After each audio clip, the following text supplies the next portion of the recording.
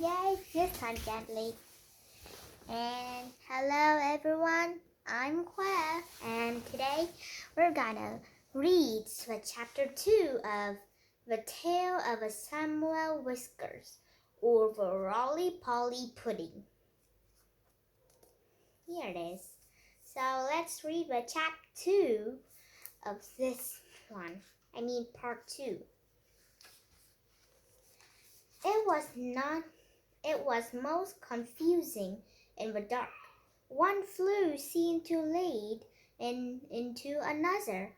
There was less smoke, but Tom Kitten felt quite lost. He scrambled up and up, but before he reached the chimney top, he came to a place where somebody had loosened a stone in the wall. There were some mutton bones lying about. Mutton bones. Some kind of animals has been living up there and been died up there. And been decayed up there too.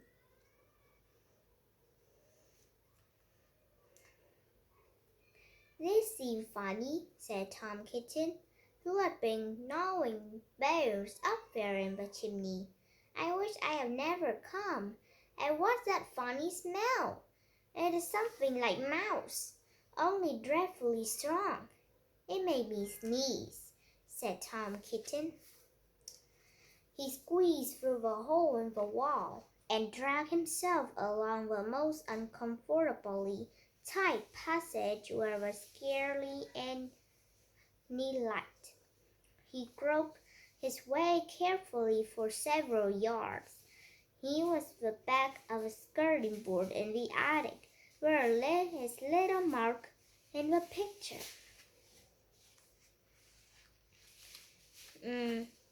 At once he fell over heels in the dark, down a hole, and landed on a heap of very dirty rags. When Tom Kitten picked himself up and looked about him, he found himself in a place that he had never seen before, although he lived all his life in the house. What house? Wait. Why did a giant mouse is living up there? Quite weird. Dude, really, really weird. Wait a second. My daddy had been picked my wrong scissor. He picked my tiny scissor. Why doesn't he take my bigger scissor? It's not here. Just wait me a little, guys.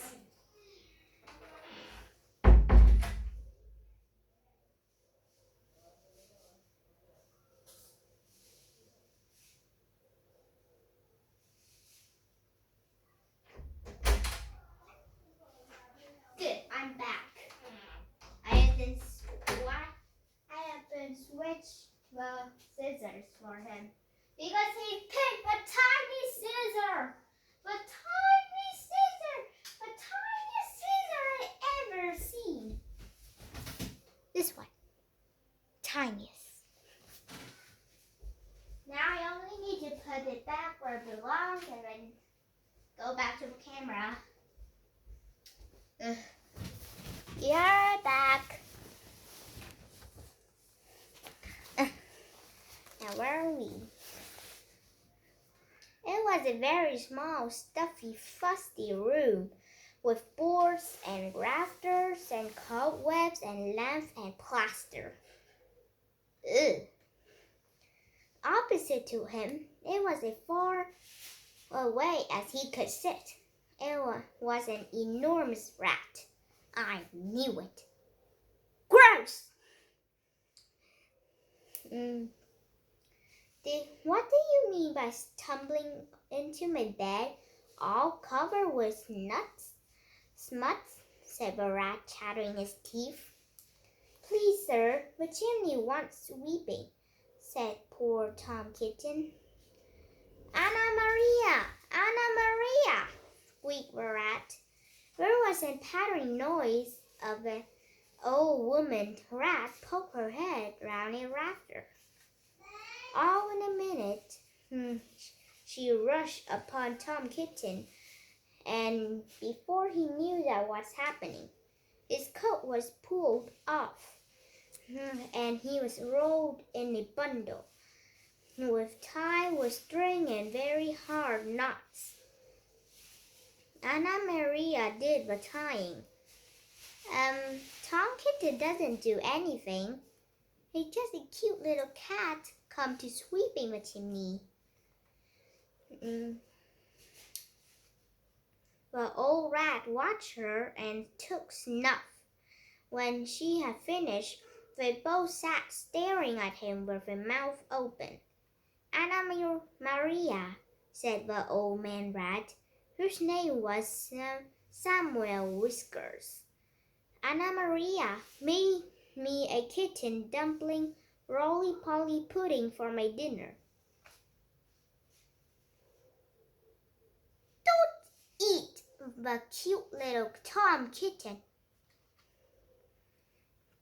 you monster rat.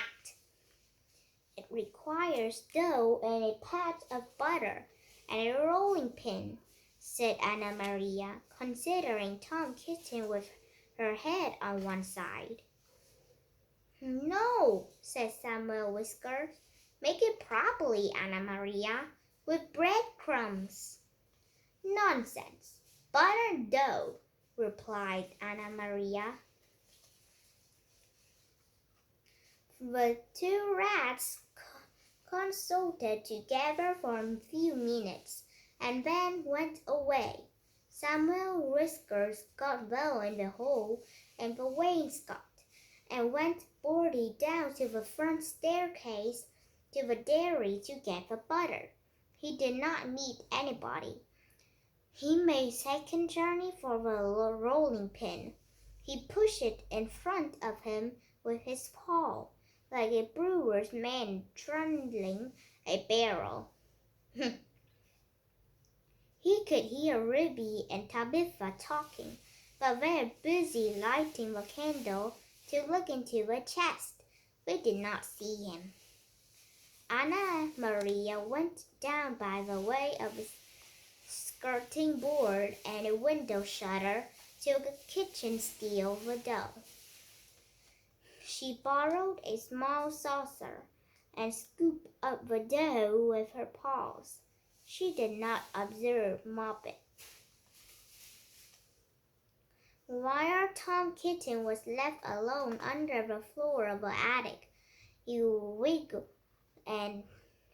about and tried to meow for help, but his mouth was full of soot and cobwebs, and he was tied up in such very tight knots he could not make anybody hear him, except a spider who came out of a crack in the ceiling and examined the knots steadily from a safe distance.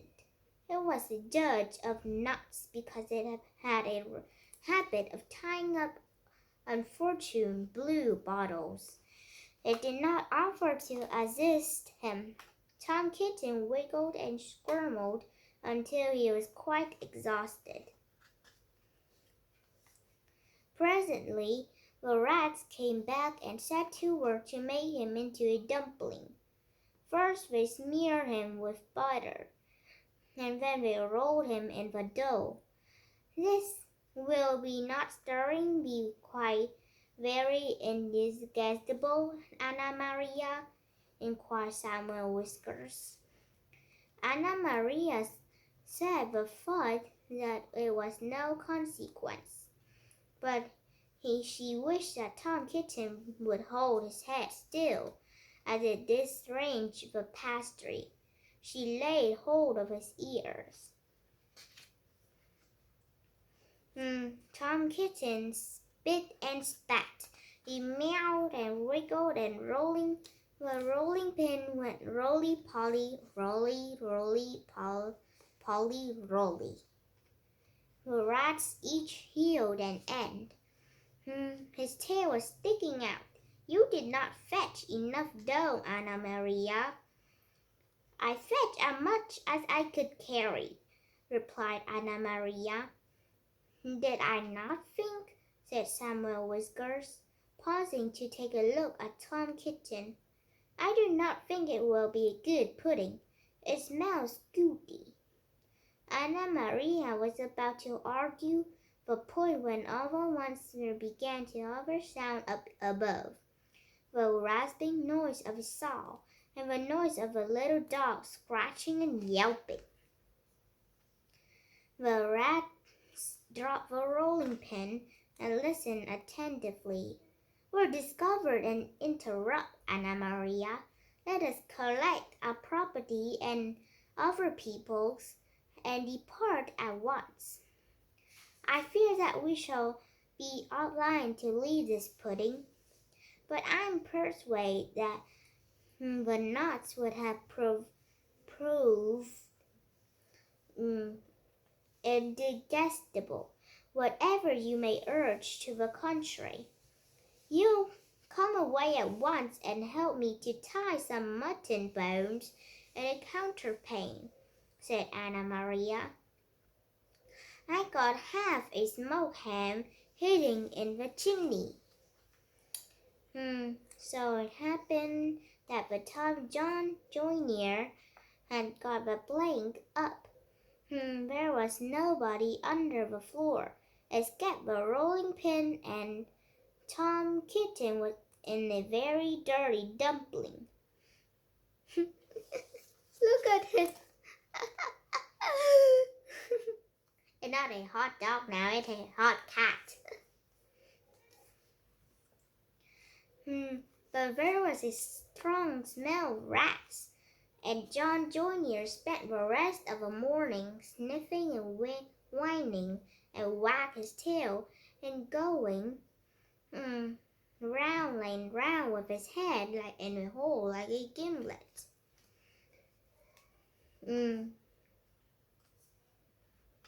When he nailed the planks down again and put his tools in his bag and came downstairs, the cat family were quite recovered. They invited him to stay to dinner. The dumpling had been peeled off Tom Kitten and made separately into a bag pudding with curtains and in it to hide the smuts. They had been obliged to put Tom Kitten into a hot bag and get the butter off. John Junior smelt the pudding, but he regretted that he had not time to stay to dinner. He had just finished making a wheelbarrow for Miss Potter, and she had ordered 2 hen coops. And when I was going to the post late in the afternoon, I looked up the lane for corner, and I saw Mr. Samuel Whiskers and his wife on the run with big wheelbarrow, which looked very like mine. They were just turning in at gate to barn the farmer potatoes. Samuel Whiskers was puffing and out of breath. Anna Maria was still arguing in shrill tones. She seemed to know her way, and she seemed to have a quantity of luggage. I'm sure I gave her leave to borrow my wheelbarrow. They went into the barn and hauled their parcels and a bit of string to the top of a hay mow. After that, there were more rats for a long time at Tabitha Twitchit's. No more rats.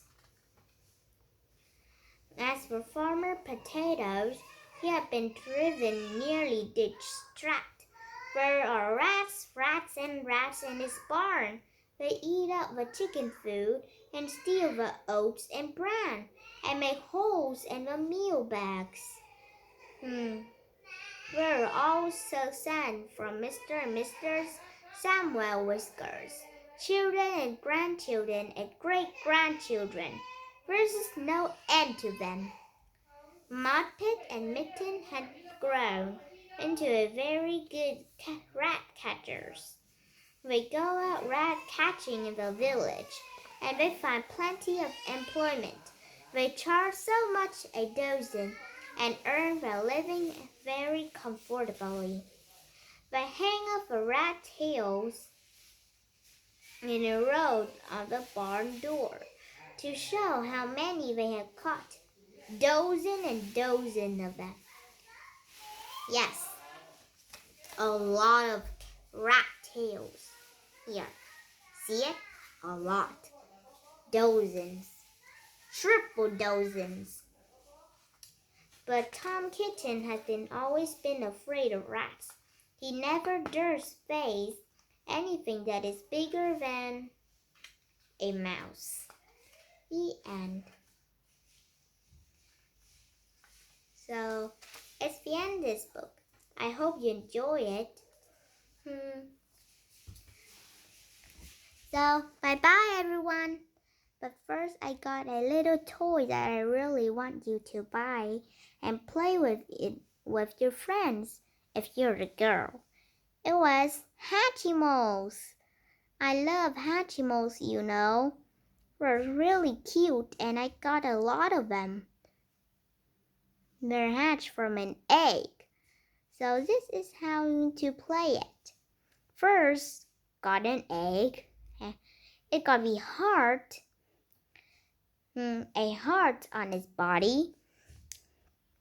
A heart on its body. And then, hearts on its body. And then, push the heart carefully until the egg has cracked. And then, crack an egg until it turned to half an egg. And then you can pull your Hatchimal off. And I got this one. It's quite rare. I really know. I know it. It is quite rare. Its name was too long, so I changed its name to Rosie. I got a lot of more rares one, but sometimes people is unfortunately get some common one, even got some uncommon. Bye-bye everyone. I hope you enjoy the toy I showed to you, and also the book. Bye-bye. See ya in the next vid.